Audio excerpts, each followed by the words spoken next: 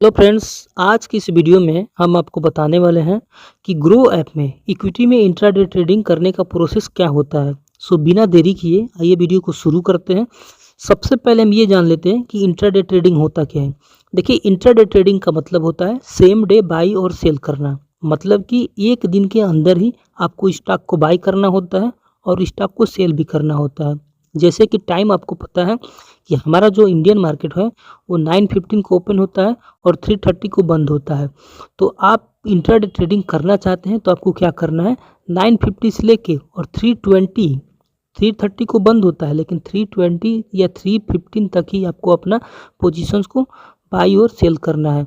अगर 3:20 तक अगर आप अपने पोजीशंस को सेल नहीं करते हैं तो जो आपका ब्रोकर है वो ऑटो स्क्वायर अप कर देगा, मतलब कि ऑटोमेटिक आपका पोजीशंस को सेल कर देगा और उसके बदले आपसे कुछ चार्जेस के तौर पे पेनल्टी लेगा। जैसे कि मैं बता दूं ग्रो में पेनल्टी कितना है।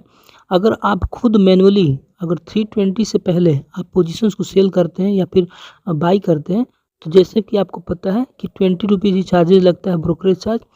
और अगर ब्रोकर ये खुद से सेल कर देता है, मतलब कि ऑटो स्क्वायर अप कर देता है, तो यहाँ पर आपको 50 रुपीज़ और प्लस जीएसटी यानी कि टोटल 59 रुपीज़ देना पड़ेगा।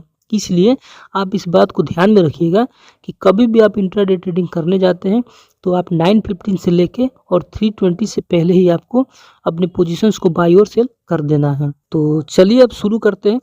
सबसे पहले आपको अपना ग्रो ऐप ओपन कर लेना है। ओपन करने के बाद आपके सामने इस तरह का इंटरफेस देखने को मिलेगा। इसमें आपको ऊपर की साइड में यहाँ पे सर्च बार देखने को मिलेगा। आपको सिंपली उस पर क्लिक करना है और आपको उस स्टॉक का नाम सर्च करना है जिसमें आप इंट्राडे ट्रेडिंग करना चाहते हैं। मैं एग्जांपल के तौर पे एचडीएफसी सर्च करता हूँ। देखिए फ्रेंड्स, ये कोई रिकमेंडेशन नहीं है, आप अपने हिसाब से करिएगा। मैं एक केवल एग्जांपल के लिए एचडीएफसी को सिलेक्ट किया हूँ।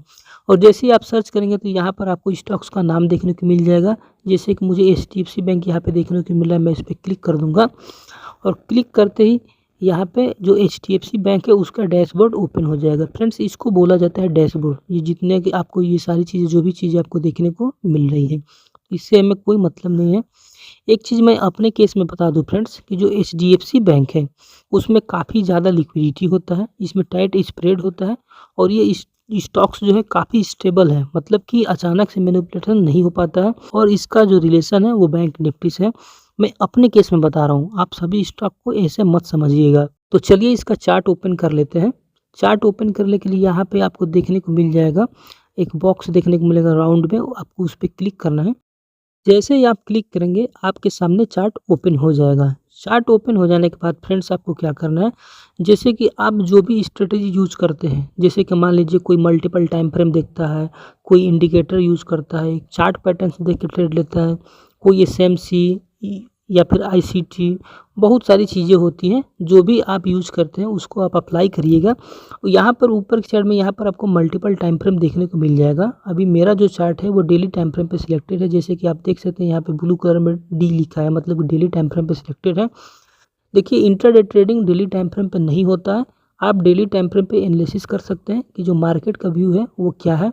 उसके बाद से आपको 15 मिनट या 5 मिनट पे शिफ्ट हो जाना है इंट्राडे ट्रेडिंग करने के लिए। ऑलमोस्ट 5 मिनट पे ही कर सकते हैं, 15 मिनट पे भी आप कर सकते हैं, कोई दिक्कत नहीं है। आप अपने हिसाब से मैनेज कर लीजिएगा। उसके बाद फ्रेंड्स क्या करना है आपको कि कभी भी ट्रेडिंग करने से पहले एक चीज़ आपको ध्यान में रखना है कि आपको एसएल लगाना बिल्कुल भी नहीं भूलना है। और एसएल लगाने के लिए सबसे बेस्ट तरीका क्या होता है कि आपको एक टूल्स यूज़ करना होता है, क्योंकि वो जो टूल्स आपको सामने दिखता रहेगा तो आपके माइंड में ट्रिगर होता रहेगा कि हाँ, मैं एसएल भी दे सकता हूँ या फिर मेरा एसएल जा सकता है। अगर आप पहले से अपने माइंड को रेडी करेंगे कि आपका एसएल जा सकता है तो मतलब आप फ्रस्ट्रेट नहीं होंगे। तो कभी भी ये याद रखना कि ट्रेडिंग में केवल प्रॉफिट ही नहीं होता है, आपका एसएल भी हिट होता है, मतलब कि स्टॉप लॉस जाता है, यानी कि लॉस होता है। तो इसके लिए सबसे एक अच्छा टूल्स मैं आपको बताऊंगा। यहाँ पर आपको लॉन्ग पोजीशन या शॉर्ट पोजीशन देखने को मिलेगा, ये दो टूल्स। अगर आप इंट्राडे में क्या करते हैं, अगर आप बाई करते हैं तो सिंपली ये जो लॉन्ग पोजीशन है उसको आपको यूज करना है। और क्या करना है, जैसे कि मान लीजिए आपको जहाँ पे एंट्री बनाना है तो वहीं पे ये जो ब्लू कलर का पॉइंटर आपको यहाँ पे देखने को मिल रहा है उसको सिंपली वहीं पर ला कर रख देना और स्क्रीन पे एक बार टैप करना है। जैसे ही आप टैप करेंगे आप देखेंगे कि आपके सामने इस तरह का ये एक टूल्स लग गया है जिसे बोलते हैं लॉन्ग पोजीशन।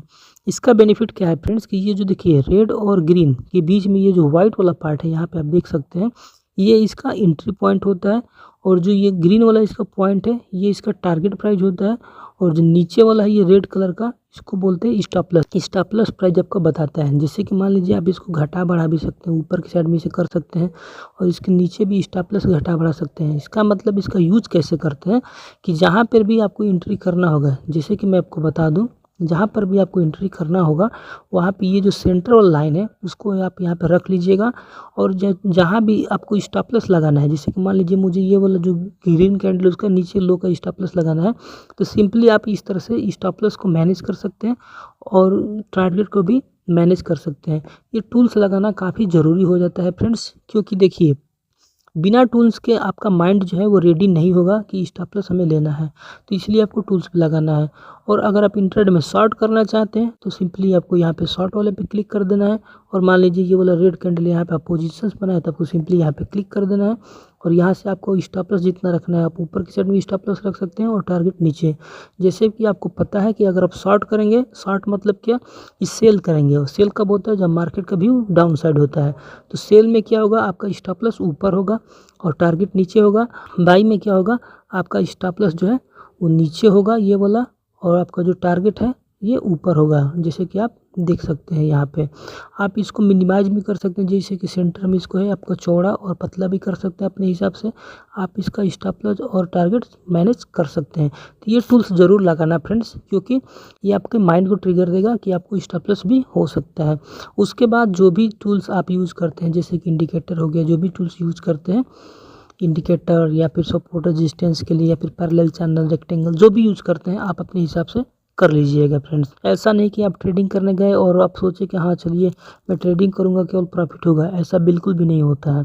आपको रिस्क रिवार्ड फॉलो करना होता है। रिस्क रिवार्ड का मतलब होता है कि मान लीजिए आप ये सोच के ट्रेडिंग कर रहे हैं कि आज मेरा 500 रुपये का लॉस होगा, तो उस हिसाब से मैं प्रॉफिट करूँगा तो कितने का प्रॉफिट करूँगा, उस हिसाब से 1:2 1:3 आपको रखना है, चाहे आप अपने हिसाब से देख लीजिएगा। चलिए मैं आपको दिखाता हूँ, जैसे शॉर्ट वाले पे मैं क्लिक करके मान लीजिए यहाँ पे अगर आप पोजीशंस बनाए और यहाँ पे आप यहाँ पे स्टॉप लॉस सेट किए और यहाँ पे आप टारगेट सेट किए, तो यहाँ पे आपको बीच में देखने को मिल रहा होगा रिस्क रिवार्ड जो है 1:6.5 है। तो इस हिसाब से रिस्क रिवार्ड रेशियो आपको फॉलो करना है। मेरे हिसाब से 1:3 रिस्क रिवार्ड रेशियो आपको रखना है, बाकी आप मैनेज कर लीजिएगा अपने हिसाब से कि आप क्या करते हैं। इसके बाद आपको फ्रेंड्स एक रिस्क मैनेजमेंट नाम का चीज़ होता है। आपको क्या करना है कि मान लीजिए आपके पास 1 लाख रुपया है, तो आपको केवल 1% या 2% ही आपका रिस्क लेना है। ऐसा नहीं कि 1 लाख रुपये तो आप टोटल पूरा लगा देंगे और आपको प्रॉफिट हो जाएगा, ये बिल्कुल ही गलत तरीका है। आपको फ्रेंड्स क्या करना है कि आपको एक सिस्टम बनाना है कि मैं दिन में केवल 1 या 2 ट्रेड करूंगा, जिसमें मेरा लॉस 1000 या 2000 ही होगा, इससे ज़्यादा मैं लॉस एक्सेप्ट नहीं करूंगा। ऐसा अगर आप प्रोसेस फॉलो नहीं करते हैं तो आपको काफ़ी दिक्कतें आ सकती हैं। तो कभी भी ट्रेड लेने से पहले आपको अपना एसेल मैनेजमेंट करना है कि हाँ कितना एसेल जाने वाला है, अपना रिस्क, ये सारी चीज़ें आपको देखना है। ये सारी चीज़ें देखने के बाद, समझने के बाद और अपना सेटअप्स वगैरह जो भी चीज़ें है उसे फॉलो करने के बाद आपको सिंपली क्या करना है कि यहाँ पे जो बाई वाला आइकन दिखाई दे रहा है आपको सिंपली उस पर क्लिक करना है। जैसे ही आप क्लिक करेंगे यहाँ पर आपको 3 सेक्शन देखने को मिलेगा, डिलीवरी, इंट्राडे और एमटीएफ। तो आपको डिलीवरी वाले में नहीं करना है, आपको इंट्राडे करना है, तो सिंपली इंट्राडे पे क्लिक करना है, और इंट्राडे पे क्लिक करेंगे तो यहाँ पर आपको सबसे पहले क्वांटिटी यहाँ पे डालने को दिखाई देगा। क्वांटिटी का मतलब होता है ये कि आप कितना बाई करना चाहते हैं। जैसे HDFC बैंक का शेयर आप कितना बाई करना चाहते हैं, तो मान लीजिए मैं यहाँ पे 10 क्वांटिटी बाई करना चाह रहा हूँ तो 10 फिल कर दूंगा, 100 करना है तो 100 कर दूंगा। इस तरह से आप अपने क्वांटिटी को रिस्क रिवार्ड रेशियो के हिसाब से या फिर अपने लॉस के हिसाब से यहाँ पे क्वांटिटी को डाल सकते हैं। उसके नीचे आपको यहाँ पे मार्केट प्राइस देखने को मिल जाएगा, प्राइस मार्केट लिखा है, यहाँ पे ड्रॉप डाउन है, अगर आप इस पर क्लिक करेंगे तो यहाँ पे लिमिट प्राइस भी देखने को मिल जाएगा। देखिए फ्रेंड्स, मार्केट प्राइस और लिमिट प्राइस में क्या फ़र्क है कि जैसे मार्केट प्राइस का मतलब ये होता है कि अभी जो स्टॉक चल रहा है, मार्केट में प्राइस चल रहा है, जैसे कि अभी आप देख सकते हैं यहाँ पे लिखा है 939, जैसे कि ये क्या है, ये इसका मार्केट प्राइस है। अगर आप चाहते हैं इसी प्राइस पे बाई करना, मतलब कि मार्केट प्राइस पे, तो आपको मार्केट प्राइस पे यहाँ पे छोड़ देना है। और अगर आप इसको चाहते हैं कि लिमिट प्राइस पे, तो लिमिट प्राइस का मतलब ये होता है कि आप ये चाहते हैं कि 939 चल रहा है और 935 प्राइस आ जाए या फिर 940 हो जाए, मेरा जो ऑर्डर है वो पंच हो जाए, तो इसके लिए यहाँ पर आपको लिमिट प्राइस यूज़ करना होता है। और यहाँ पे लिमिट प्राइस पे आप सिलेक्ट करेंगे और यहाँ पे आप अपने हिसाब से प्राइस को सेट कर सकते हैं। जिससे कि मैं 935 कर देता हूँ। इसका मतलब ये है कि जब ये शेयर का प्राइस 935 पे आ जाएगा तो मेरा जो ऑर्डर है वो पंच हो जाएगा। एक चीज़ फ्रेंड्स आप ध्यान दीजिएगा, कभी भी आप ट्रेडिंग करने जाते हैं तो आपको यहाँ पे ऐड स्टॉप लॉस और टारगेट देखने को मिलेगा। आपको ये ज़रूर करना है, क्योंकि बिगिनर्स लोग इसको नहीं करते हैं। आप ये नहीं करेंगे तो आपको स्टॉप लॉस हिट होगा और आप परेशान हो जाएंगे। आपको क्या करना है, कभी भी ट्रेडिंग करना है, जैसे मान लीजिए आपने कितने पे पोजीशंस बनाए 935 के, तो आप अपने हिसाब से देख लीजिएगा कि कितना आपका एसेल जाने वाला है। मान लीजिए कि आप 10 पॉइंट का एसेल रखना चाहते हैं, तो यहाँ पर आपको क्या करना है, 935 है तो 925 आपको ये कर देना है। और यहाँ पर टारगेट अगर मान लीजिए आप 30 रुपये का रख लें तो 935 है तो 965 कर देना है। आप अपने हिसाब से कर लीजिएगा, ये मैं केवल डेमो के लिए दिखा रहा हूँ। देखिए, एसेल का मतलब होता है स्टॉप लॉस, टारगेट का मतलब होता है कि आपको कितना अचीव करने वाले हैं। तो एसेल क्यों लगाया जाता है कि मान लीजिए कभी भी आप जितना अपना लॉस रखते हैं, अगर उससे ज़्यादा आपको लॉस ना हो, उसी के लिए एसेल रखा जाता है। उसके बाद पहले यहाँ पे देखने को मिलेगा कि आपको इस स्टॉक्स में कितना पैसा लग रहा है, और मार्जिन में 5x लिखा है। इसका मतलब ये है कि ये जो ब्रोकर है आपको 5x का मार्जिन दे रहा है, यानी कि 5x गुना पैसा आपका कम लगेगा। मान लीजिए कि अगर आप स्टॉक्स में बाई करने के लिए 1000 रुपये की ज़रूरत है, तो ब्रोकर क्या करेगा कि आपको उसको 5x करके 200 कर देगा। मतलब कि 1000 की चीज़ को आप 200 रुपये में भी बाई कर सकते हो। लेकिन आप बिल्कुल ध्यान रखिएगा, मार्जिन का बिल्कुल भी ये मतलब नहीं कि नहीं आपको 200 रुपये में दे रहा है तो 200 रुपये से कम लॉस होगा या फिर ज़्यादा, नहीं। इसका मार्जिन का सीधा सीधा मतलब ये है कि आपको केवल फंड जो है वो कम लगेगा, बाकी लॉस और प्रॉफिट आपके क्वांटिटी के हिसाब से होगा, ना कि मार्जिन के हिसाब से।